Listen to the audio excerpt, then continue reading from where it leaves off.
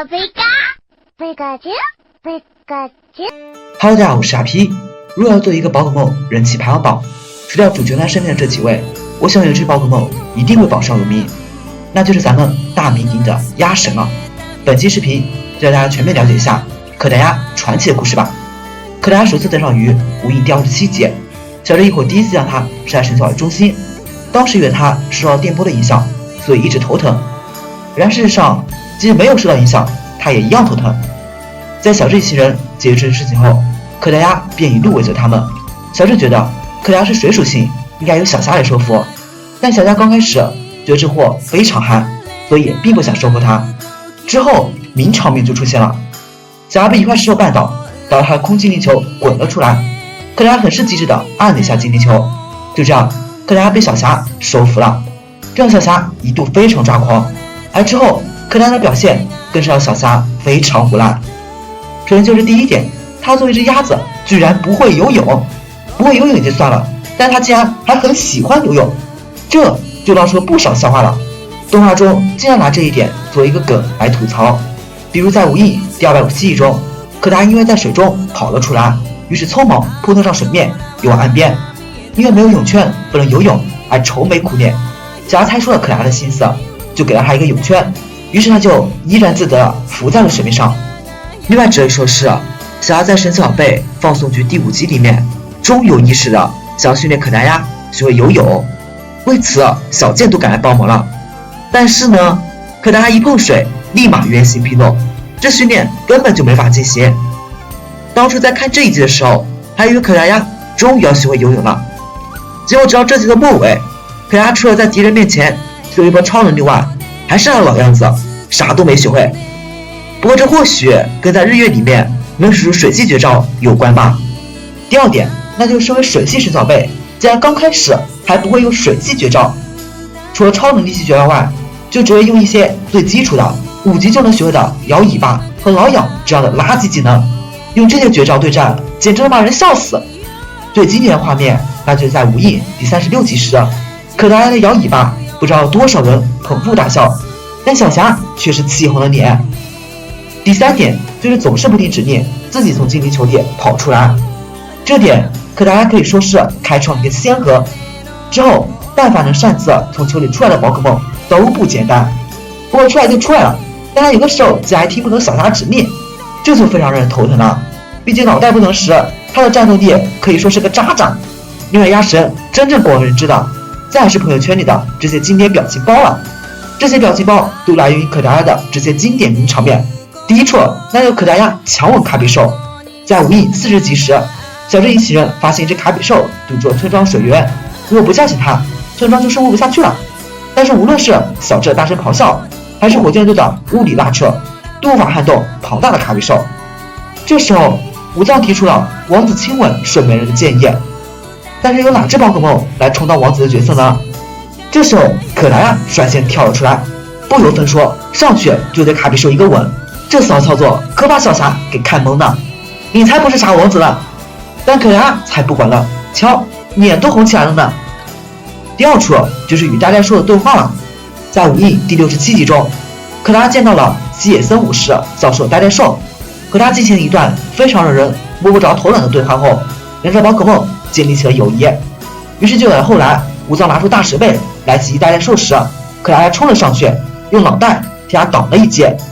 最后在打败火箭队后，可达鸭离开时明显有些闷闷不乐。小智猜测他是想和进化的戴尔玛告别吧。于是在该集的末尾，这两只宝可梦进行一场让宝可梦粉丝至今都侃侃而谈的世纪对话。至于对话内容，皇家翻译喵喵不在，我们也无从得知啊。第三处就在放送局第11集时，当娜娜问小霞是不是有喜欢的人时，小霞矢口否认，而这时可达鸭却跳了出来，回过头对着他讪笑，这简直啪啪打小霞的脸啊！可达鸭类似的搞笑画面还有很多，这些就不一一说了。总之在无印里面，可达鸭可是承包了不少人的笑点的。这里我要提一下最著名的可达鸭乌龙事件，在无印第92集中，小霞与同是水系宝可梦小庄进行一场友谊比赛，在先前尾巴发光一系列的伏笔下，小霞以为自己可达鸭真的进化了，一改之前的憨憨模样，柯达鸭不仅非常听话，并且有着非常强大的实力，这让小霞非常激动。柯达鸭也是非常出色的为小霞挣足了脸面。但是在这集的最后，真相揭露了，这只是一只野生的柯达鸭，和小霞亲近只是因为喜欢美少女，而自己的憨憨柯达鸭还好好的待在球里睡午觉呢。说完上面搞外这些，只能说柯达鸭是个逗逼，但真正让柯达鸭封神的，就不得不提到这2次战役了。首先就不得不提到柯达鸭第一次展现自己强大的时候，当时小智在挑战第6个道馆时，火箭队进行一场袭击，在这样对决里，柯达鸭开始起操作了，什么摇尾巴、挠痒之类的绝招都使了出来，这让人捧腹大笑。结果连喵喵都看不下去了，直言他就是个废物。但后来的事情大家也都知道了，在火箭队攻击他头部的时候，柯达鸭第一次爆发了，直接一招实话功带走火箭队，这让小霞很是震惊。第2次发生在漩涡猎岛大海上，小智和小霞对上了，在双方都失去一只宝可梦的情况下，柯达鸭在小霞加入太阳珊瑚的时候跳了出来，于是不会游泳的柯达鸭在这场大赛里就成了一个笑话。在巨贤蟹的猛攻下，柯达鸭根本毫无招架之地，但是小智这个时候却犯了一个致命错误，那就是让巨贤蟹去夹柯达鸭的头，结果柯达鸭因此使出了念力，一招就打败了小智的巨贤蟹，这里就存在小智送人头的嫌疑了。毕竟小智和小霞在一起这么久，不可能不知道柯达鸭的头是一个禁区啊，所以不知道是放水了还是真忘记了。另外，除了这2场经典对决外，在其余的戏份里，柯达也是有过多次爆发的情况的。很多次火箭队看到柯达鸭这副呆呆的样子，就会忘记他的恐怖之处，然后就被柯达鸭的实话功或者念力给打飞。另外，至于小霞对柯达鸭的态度，表面上是很嫌弃，但其实喜欢的不行了。即使真的刚开始小霞不喜欢柯达鸭，但后来在慢慢的相处中也喜欢上了这只鸭子。动画中有很多细节就表现出了这一点，比如说在潜龙道馆，馆主阿菊和他的妹妹阿雅都想要和小霞交换柯达鸭，小霞果断拒绝了。在147集的神奇宝贝交换大会上也有过类似的事情，突然跑出精灵球的柯达鸭被路人看中，想要和小霞交换宝可梦，小霞也是直接拒绝了。另外遗憾的是，随着无印的结束，柯达鸭也就退幕了。后来的几部里一直都没有能够替代鸭神的搞笑角色，直到日月系列，随着小霞再次回归，柯达鸭也终于出山了。在日月第13集中，小智等人来到华阳道馆时，看柯达鸭站在场地中间。根据小霞的话可以得知，柯达鸭是来帮他看守道馆。只有水年和马奥挑战小霞，想要用柯达鸭跟他们对战。此时柯达鸭既然已经可以使用威力比较大的水枪了，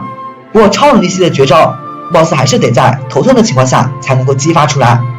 在田武林的魔法液击破水气球后，柯达鸭的头部着地，这时候柯达鸭使出了强大的念力，小霞见其实差不多了，就让他停止。从这里就可以看出，现在柯达鸭已经可以理解小霞的指示了，也能更加好的控制念力，并且小霞也终于不再掩饰他对柯达鸭的喜爱了，多次对其称赞有加，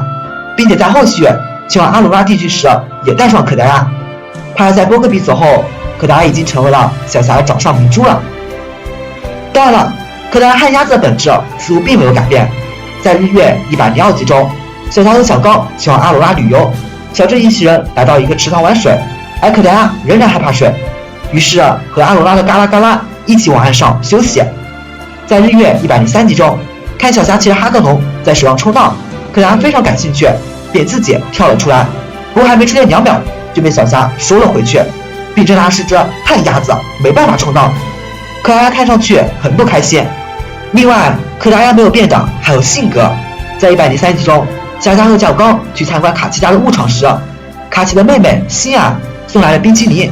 小霞才尝了一口，柯达鸭便从球里跳了出来，表示想要吃冰淇淋。小霞非常抠门的刮了一点奶油给柯达鸭，可是柯达鸭却直接一口把小霞手中的冰淇淋全吃掉了。然而还未等小霞责备，就因为冰淇淋很凉，闹得头疼，让人哭笑不得。好了，以上就是关于小霞柯达鸭的详细介绍了。可以看到，鸭神身上有着许多其他柯达鸭身上所没有的滑稽之处，也就是因为这点，所以才广受人喜欢。好，我是阿 P，咱们下期见。